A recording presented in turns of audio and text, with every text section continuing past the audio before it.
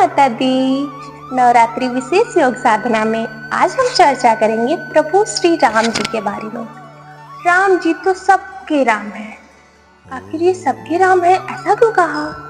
इसके पीछे का रीजन है कि राम तो राज्य में रहे तो प्रजा के राम है, वन में रहे तो वनवासियों के राम है, सबरी के पास गए तो सबरी के राम है, निषाद जी के पास गए तो निषाद के राम। अरे भाई, राम तो सबके राम है, वो तो सबके हृदय में विराजमान है। प्रभु श्री राम वनवास के लिए अयोध्या से जाने और वापस अयोध्या लौटने के दौरान अपनी वन यात्रा में कभी निषाद राज के राम बने तो कभी सबरी के राम कहलाए। यही नहीं, बाली के आतंक से पीड़ित सुग्रीव का साथ देकर वह वनवासियों के हृदय में भी बस गए। भगवान श्री राम चाहते तो अकेले ही रावण का वध कर सकते थे या चाहते अपने छोटे भाई प्रिय लक्ष्मण को दुष्ट रावण का वध करने के लिए भेज सकते थे। यदि चाहते तो अयोध्या में खबर भेज देते और उनके प्रिय भरत और प्रिय शत्रुघ्न अयोध्या की सेना के साथ रावण के खिलाफ विजय अभियान चलाकर माता सीता को अशोक वाटिका से ससम्मान वापस ले आते।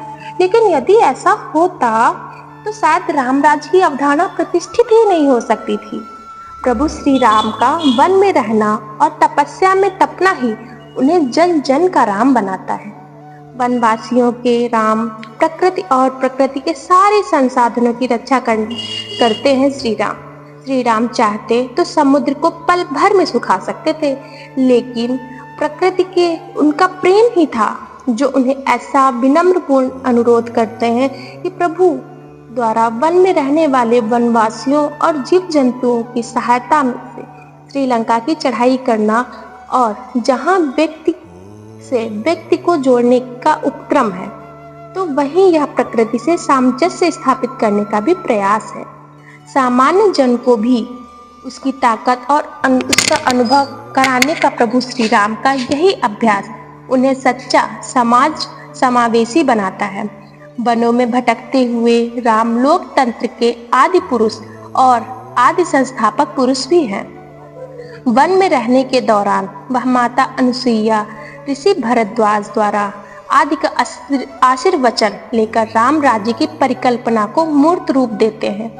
सोचिए, यदि श्री राम वन ही ना गए होते तो निषाद राज को गले ना लगाया होता, माता अहिल्या का उद्धार ही ना किया होता, सबरी को नवदा भक्ति का ज्ञान ही ना दिया होता, वानरों और भालुओं की सेना ही ना तैयार की होती, विभीषण को लंका का जीता हुआ साम्राज्य ना वापस किया होता, तो क्या श्री राम जन जन के राम होते?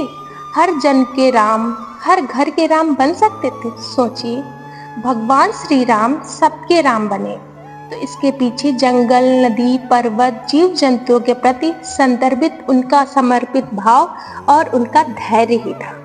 प्रभु श्री राम राजा होकर भी सामान्य मनुष्य की भांति अपने कर्तव्यों का पालन करते हुए और मनुष्य को उसके कर्तव्यों का ज्ञान कराते हुए, सबके मध्य रहते हुए अपनी कर्तव्य निष्ठा और सहृदय सारी चीजों को स्वीकार करते हुए राम राज्य की स्थापना की थी। इसीलिए हम सब प्रभु श्री राम को जन जन का राम मानते हैं। धन्यवाद।